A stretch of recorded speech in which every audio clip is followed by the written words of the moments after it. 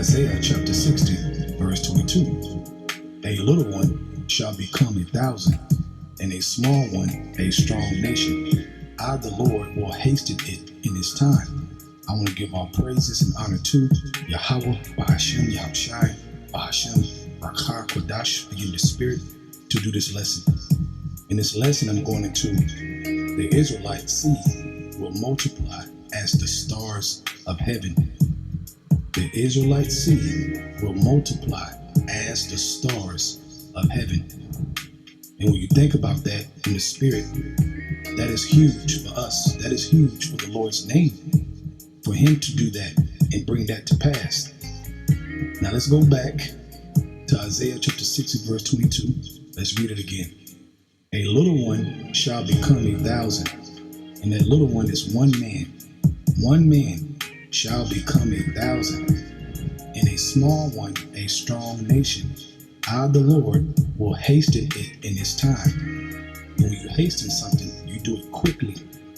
You bring it forth quickly, just like the Passover. You're supposed to eat in haste, so you're doing it quickly. Now, this account right here goes back to what? It goes back to prophecy. This scripture goes back to prophecy. Now, when you get that account, let's get it in Genesis chapter 22, verse 17. It says that in blessing I will bless thee, and in multiplying I will multiply thy seed as the stars of heaven, and as the sand which is upon the seashore. That's a lot of seed, man. Those are a lot of seeds. That's no joke. And thy seed shall possess the gate of his enemies. So who's the Lord talking to in this account? Abraham. Now, why did Yahweh give Abraham this promise that our seed will become strong and multiply like that? Let's go back up and let's start at verse 1. Okay, now read through it. Verse 1, it says, and it came to pass after these things that Yahweh did tempt Abraham, and said unto him, Abraham. And he said, behold, here I am. And he said, take now thy son, thy only son Isaac, whom thou lovest, and give thee into the land of Moriah, and offer him there for a burnt offering upon one of the mountains, which I will tell thee of. Verse 3, and Abraham rose up early in the morning, and saddled his ass, and took 2 of his young men with him, and Isaac his son, and clave the wood for the burnt offering, and rose up and went unto the place of which Yahweh had told him. Then on the 3rd day Abraham lifted up his eyes, and saw the place afar off. And Abraham said unto his young man, abide you here with the ass, and I and the lad will go yonder and worship, and come again to you. And Abraham took the wood of the burnt offering, and laid it upon Isaac his son, and he took the fire in his hand, and a knife, and they went both of them together. And Isaac spoke unto Abraham his father, and said, my father. And he said, here I am, my son. And he said, behold the fire and the wood, but where is the lamb for a burnt offering? And Abraham said, my son, Yahweh will provide himself a lamb for a burnt offering. So they went both of them together. So right now I'm reading the account, the process of why Yahweh blessed Abraham and told him that, hey, I will multiply your seed. I'm going to multiply your seed as the stars of heaven, as the sands of the sea. Let's go back to Isaiah 60, verse 22. A little one shall become 1,000, and a small one a strong nation. I, the Lord, will hasten it in his time. So when you read this scripture, spiritually, you're supposed to think back to the account that I'm reading in Genesis chapter 22. Let's go back to verse 9 in Genesis chapter 22. Verse 9, it says, and they came to the place which Yahweh had told him of, and Abraham built an altar there, and laid the wood in order, and bound Isaac his son, and laid him on the altar upon the wood. And Abraham stretched forth his hand, and took the knife to slay his son. That is obedience at the highest level. That is trust at the highest level. Think about that.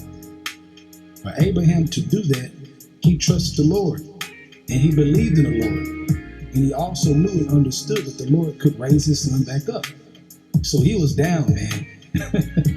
So that gives you more indication why that promise happened like that. Verse 11, it says, and the angel of the Lord called unto him out of heaven and said, Abraham, Abraham. And he said, here am I. And he said, lay not thy hand upon the lad, neither do thou anything unto him. For now I know that thou fearest Yahweh. Ooh, do you hear that? Right here proves what? The Lord is trying to see if you fear him. We're supposed to learn from this. You're supposed to take that out of the scripture. Let's read that again. For now I know that thou fearest Yahweh. That's what it's all about. Hear the conclusion of the whole matter. It says, seeing thou hast not withheld thy son, thy only son from me. That also lets you know the things you love the most in this world, man. If you give it up for the Lord, man, that's big to the Lord. That's a big deal. And it doesn't mean you have to give it up. Maybe you just put it in the proper order. You take care of your spiritual business, then you deal with that or this or whatever it may be. I want to point that out. Let's go to verse 13. It says, and Abraham lifted up his eyes and looked, and behold, behind him a ram caught in the thicket by his horns. And Abraham went and took the ram and offered him up for a burnt offering instead of his son. And Abraham called the name of the place Yahweh, as it was said to this day, in the mount of the Lord it shall be seen. And the angel of the Lord called unto Abraham out of heaven the second time, and said, by myself I have sworn, saith the Lord Yahweh, for because thou hast done this thing, and hast not withheld thy son, thy only son, that in blessing I will bless thee. Now it comes to verse 17. That's why he did it, right there. So you was willing to give up your only son. Because of that, I'm going to multiply your seed as the stars of heaven. Talk about a lot of sons, man. Millions on top of millions. I'll put it that way. Back at verse 17, that in blessing I will bless thee, and in multiple I will multiply thy seed as the stars of the heaven, and as the sand which is upon the seashore. And thy seed shall possess the gate of its enemies. You see that? So that's why, right there. When you go back to Isaiah 60, a little one shall become 1,000, and a small one a strong nation. I, the Lord, will hasten it in its time. Now, there's a quick point before I wrap up. I'm going to make the second half of Isaiah 60, verse 22. I, the Lord, will hasten it in its time. We know that hasten means he's going to do it quickly in that time. And there's another reason why. Also, let's go to Isaiah chapter 24. Let's start at verse 1. I'm going to put some extra understanding on the times. Because when all hell break loose and the earth is moving back and forth and many are dead, a lot of Jakes are going to die during that judgment. The Lord is going to hasten us back on earth very fast. Let's go to Isaiah 24, start at verse 1.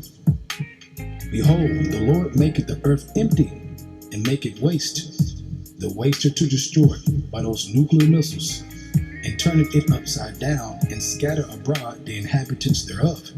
And it shall be as with the people, so with the priest, as with the servant, so with his master, as with the maid, so with her mistress, as with the buyer, so with the seller, as with the lender, so with the borrower, as with the taker of usury, so with the giver of usury to him. The land shall be utterly empty, and utterly spoiled, for the Lord hath spoken this word.